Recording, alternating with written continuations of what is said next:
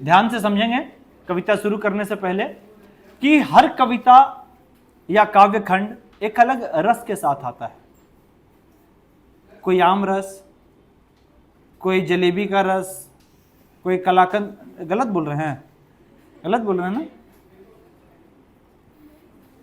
रस अर्थात भाव, ठीक है। तो हर काव्य खंड का एक अलग ही रस होता है, एक अलग ही अलंकार होता है, एक अलग ही भाव होता है। तो जो जिस भाव की कविता होगी हम उसे उस भाव के साथ पढ़ेंगे। बादल का गरजना, ठीक है, ये प्रेम का भाव नहीं है, मां का बच्चे के साथ वात्सल्य का भाव नहीं है, यह जोश का भाव है, ठीक है। बादल गरजा है भाई, हैं? बादल गरजा है ना जी, ठीक है। 10,000 वोल्ट का इलेक्ट्रिकल करंट का सप्लाई है, बादल गरजा है। तो क्या कहते हैं, बादल गरजो घेर घेर घोर गगन धराधर हो, ललित ललित काले घुंघराले, बाल कल्पना कैसे पाले, विद्युत छवि उर्मे कवि नवजीवन वाले, ब्रज छिपा नूतन कविता फिर भर दो, बादल गरजो। तो कवि इस कविता के माध्यम से बता रहे हैं, कवि इस कविता के माध्यम से आह्वान कर रहे हैं बादल के गरजने को। और कवि कहते हैं कि ये जो नई पीढ़ी है, ये जब तक रहेगा समोसे में आलू, चिपका रहूंगा तुझसे मैं सालू, ये इनकी रचना का लेवल है। तो कवि चाहते हैं कि आप एक ऐसी रचना लिखें जिससे आगे आने वाली पीढ़ी में जोश का भाव उत्पन्न हो। आपकी इस कविता को सुन करके कि मुन्नी बदनाम हुई डार्लिंग तेरे लिए, आगे वाली युवा पीढ़ी को आप क्या प्रेरणा दे रहे हैं, क्या प्रेरणा दे रहे हैं? आपकी कविता में शौर्य का भाव हो, आपकी कविता में वात्सल्य का भाव हो, आपकी कविता में देश प्रेम का भाव हो। देश प्रेम के ऊपर कोई कविता नहीं लिखना चाहता। या तो आप उसके बिछड़ जाने पर गमगीन शायरी लिख रहे हैं। हमारे यहां था एक तो क्यूट शायरी लिखने वाला, ठीक है। उसका एक दिन मोबाइल पकड़ाया तो पता चला लड़की को मैसेज करता था, ठीक है, 5 तो लड़की को मैसेज करता था, हाँ। और उधर से एक लड़की उसको बार बार मैसेज करके बोल रही है कि सुनो ना एक तो क्यूट शायरी भेजो ना। क्यूट शायरी, ये क्यूट शायरी क्या होता है, हाँ? तो इधर से वैसे ही लिख करके भेजता है, जब तक रहेगा समोसे में आलू नहीं, लोहा टीना कांच प्लास्टिक, स्वीटी मेरी फैंटास्टिक, हाँ?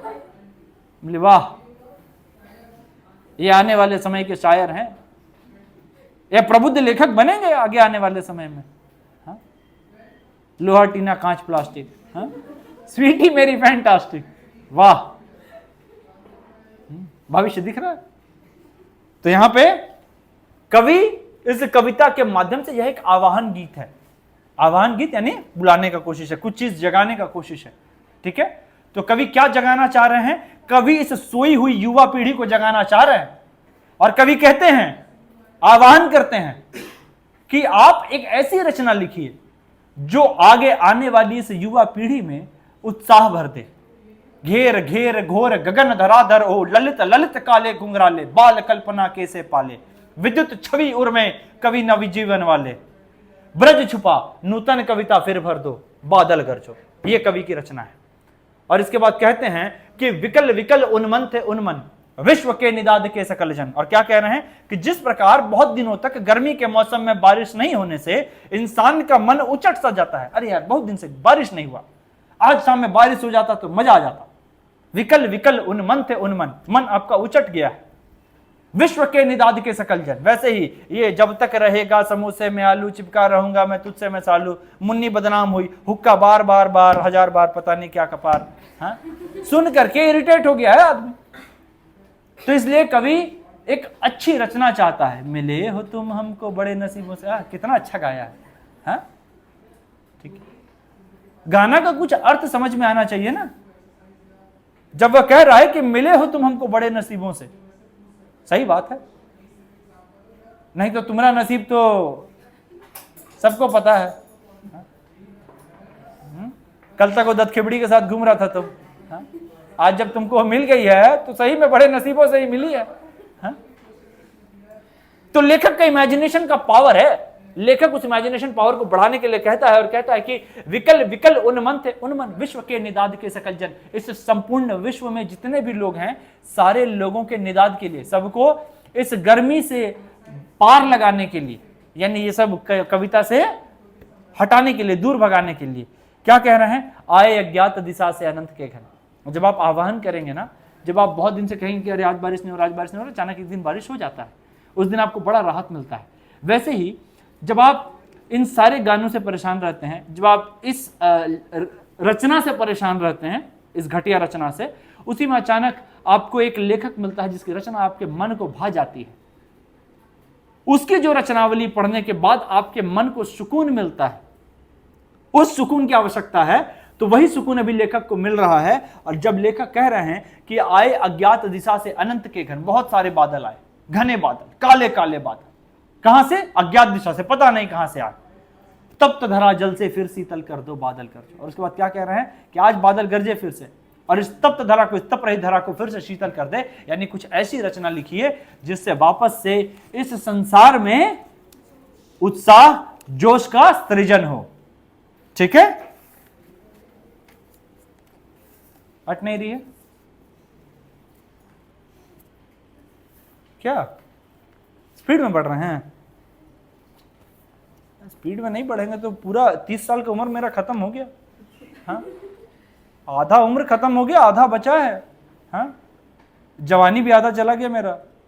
हाँ, जल्दी जल्दी नहीं खत्म करेंगे तो जीवन भर यही करेंगे। हाँ, मेरा भी सपना है गोदी में एक बच्चा हो, लेकर के हम भी घूमें। हाँ, लेके जाएं उसको, चल बेटा पार्क घुमाने ले चलते हैं। हाँ, उसको फिर हम ना सिखाएंगे कैसे बदमाशी करना है, कैसे टेबल के नीचे च्युइंगम चिपका देना है, पीछे से रबड़ बैंड मार देना है, ये सब सिखाना होगा ना। हाँ, देखो बाप को बच्चे को ये सब चीज सिखाना चाहिए। बाप बच्चे को ये सारा चीज नहीं सिखाता। मेरा बच्चा बदमाश, बदमाश कैसे नहीं होगा? तुम जैसे हो, तुम्हारा लौंडा वैसे ही ना निकलेगा। अपने बोलोगे कि हम ऐसे थे और चाहोगे कि बच्चा संस्कारी रहे, डीएनए तुम्हारा ही घुसा है ना, तो जैसा तुम हो वैसा वो रहेगा। लेकिन नहीं, अपने नाकामयाबी का पोथा बाप अपने बच्चे के सर पर डाल देता है कि बेटा देखो हम तो नहीं कुछ कर पाए लेकिन तुम कुछ कर लो। तो बाप अपनी नाकामयाबी का पोथा अपने बच्चे पर डाल देता है और बच्चा उस पोथे के भार को ढोते हुए 25 वर्ष की उम्र में वयस्क हो जाता है। और जब वह बड़ी बातें करता है तो आप कहते हैं कि उम्र का तकाजा है, अब तुम बड़ा हो गया है, बहुत बोलता है, अब तुम्हारे विचार मेरे विचारों से मेल नहीं खाते। इसलिए मेल नहीं खाते क्योंकि कभी आपने अपने बच्चे को रबड़ मारना नहीं सिखाया, गुल्ली डंडा खेलना नहीं सिखाया, च्युइंगम चिपकाना नहीं सिखाया, बंक मारना नहीं सिखाया। सिखा दिए होते तो आपका बच्चा नहीं मार रहा होता। क्योंकि आपने नहीं सिखाया, क्लास में एक बुर्खा पहने लड़की आ जाए, सब एक्साइटेड हो जाएगा कि आखिर इसका चेहरा कैसा है। लड़का नहीं, लड़की लोग भी, कि आखिर इसका चेहरा दिखता कैसा है। ए बुर्खा उठा ना रे।